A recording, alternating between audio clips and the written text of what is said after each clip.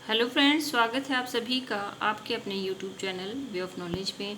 और आज हम आगे के अपने 10th क्लास के वन लाइनर क्वेश्चंस देखते हैं। एक बच्चे ने मुझसे बुक्स के बारे में पूछा है, तो मैं इस वीडियो के एंड में आपको बुक्स के नाम बताऊंगी। ओसिरिस की पत्नी थी, तो वो कौन थी? आइसिस। मिस्र के लोग आत्मा, पुनर्जन्म, कर्मवाद में विश्वास रखते थे। मिस्र के लोग मृत शरीर को विभिन्न मसालों, रसायनों की सहायता से सुरक्षित रखते थे और उन्हें क्या कहा जाता था? मम्मी कहा जाता था। किस पिरामिड से बहुत सी सामग्री मिली है? तो वो फरहा के तुतेन खानम से मिली है। मिस्र में सौर पंचांग का विकास किसानों की सहायता के लिए किया गया था। मिस्र में इमारती लकड़ी व खनिज पदार्थों का अभाव था। मिस्र के लोग सोना व लोहा मंगवाते थे, तो वो कहाँ से मंगवाते थे? न्यूबिया और हिटाइट से मंगवाते थे। मिस्रवासी सूत व सन के समान रेशे वाले पौधे से वस्त्र भी बनाते थे। मिस्र के लोग किस पौधे की छाल से पेपर या कागज़ बनाते थे? तो वो पेपिरस पौधे की छाल से कागज़ बनाते थे। ये बहुत ही इंपॉर्टेंट क्वेश्चन है, एग्जाम में आया हुआ भी है। नेक्स्ट देखते हैं। मिस्र की शासन व्यवस्था पूर्णतः थी, तो वो कैसी थी? धर्म तांत्रिक या थियोक्रेटिक थी।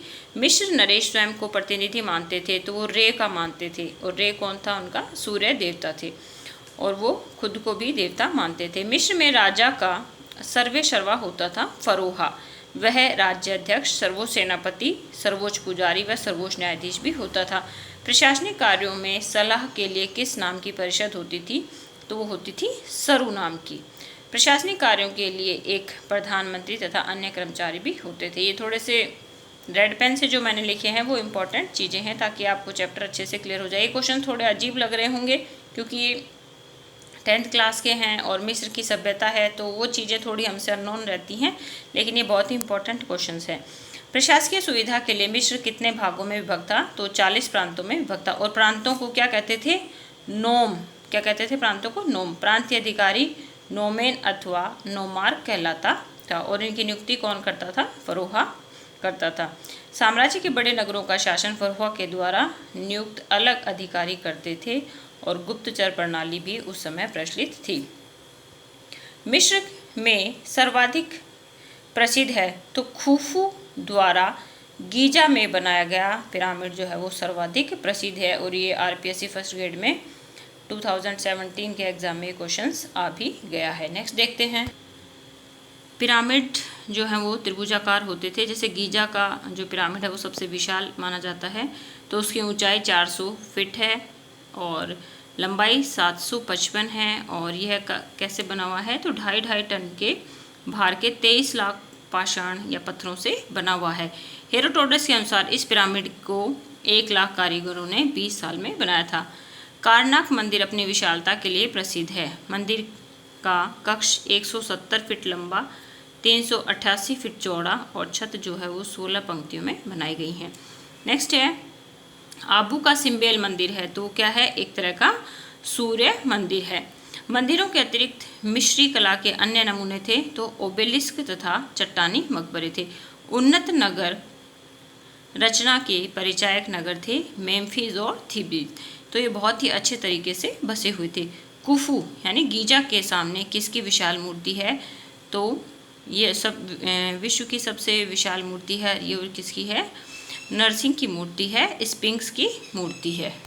इस मूर्ति का शरीर जो है वो शेर के समान है और इसका मुंह फराओ खुफू का है। किन की मूर्तियां आकाश छूती हुई प्रतीत होती हैं? तो थटमोस तृतीय और रमेशिस द्वितीय की मूर्तियां जो हैं वो आकाश को छूती हुई प्रतीत होती हैं। आबू सिम्बेल के मंदिर में उदित होते हुए सूर्य की मूर्ति तथा अमेनहोतेप तृतीय के समय की शेरों की मूर्तियां जो हैं वो अद्वितीय है। मिस्र की वह रानी जो चित्रकला में निपुण थी, तो वो थी हेपसेपसूत थी। मिस्र की प्राचीन चित्रात्मक लिपि को कहते हैं हायरोग्राफिक लिपि कहते हैं।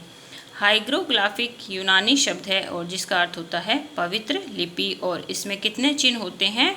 24 चिन्ह होते हैं। और ये जो चिन्ह होते हैं उसमें एक जो चिन्ह है वो किसको प्रकट करता है? व्यंजन को प्रकट करता है। नेक्स्ट देखते हैं। बाद में चिन्हों की संख्या जो है वो बढ़कर कितनी हो गई थी, तो 500 हो गई थी। स्टार्टिंग में कितनी थी, 24 थी। मिस्र की लिपि को पढ़ने में सक्षम हुए थे, तो फ्रांस के शैम्पोली जो हैं वो 1790 से 1832 के बीच में उस लिपि को पढ़ने में सक्षम हो गए थे। मिस्र ने गणित, ज्योतिष एवं भूगोल के क्षेत्र में काफ़ी उन्नति की। अभिष्ट संख्या लिखने के लिए उन्होंने 1 से 9 तक की संख्याओं को बार बार दोहराया था। नेक्स्ट है सौर पंचांग का आविष्कार किसकी महत्वपूर्ण देन है, तो ये किसकी महत्वपूर्ण देन है, मिस्र की देन है। अब हम बात करते हैं कि बच्चे ने जो बुक्स के बारे में पूछा है, तो बेटा बुक्स तो बहुत सारी हैं मार्केट में, लेकिन अभी जैसा फर्स्ट ग्रेड के बारे में न्यूज़ है कि भाई अक्टूबर में है, तो उसके लिए आप ज़्यादा बड़ी बुक्स तो नहीं पढ़ पाओगे, लेकिन आर्य पब्लिकेशन की जो बुक है वो आती है, तो उसमें तीनों ही आपकी हिस्ट्री कंप्लीट हो जाती है। एंशिएंट है, उसमें मिडाइवल है और मॉडर्न है, तो वो बेस्ट बुक हैं। और वैसे अगर आप बुक्स के नाम लिखना चाहो तो आप लिख सकते हो।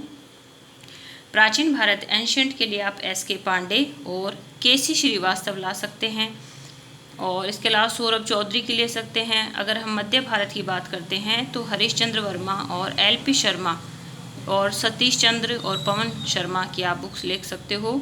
और आधुनिक भारत के लिए आप यशपाल ग्रोवर की बुक ले सकते हो, और स्पेक्ट्रम की जो गाइड आती है वो भी अच्छी आती है। तो इनमें से कोई भी बुक आप ले सकते हो, लेकिन अभी जैसा कि टाइम कम है तो उसके लिए आप आर्य पब्लिकेशन की गाइड ले सकते हो। और बाकी जो मैंने क्वेश्चंस करवाती हूँ इनको आप ध्यान से पढ़ो, और भी मैंने कम से कम 300 वीडियो पहले भी डाल रखी हैं, तो आप उनको भी वीडियो प्ले की लिस्ट में जाके देखो और वहाँ से उनको तैयार करो। क्वेश्चंस के मैंने बहुत सारे पेपर्स जो हैं वो डाल रखे हैं उस पर, ताकि आप लोगों की अच्छे से तैयारी हो जाए। और आप सभी का धन्यवाद वीडियो देखने के लिए।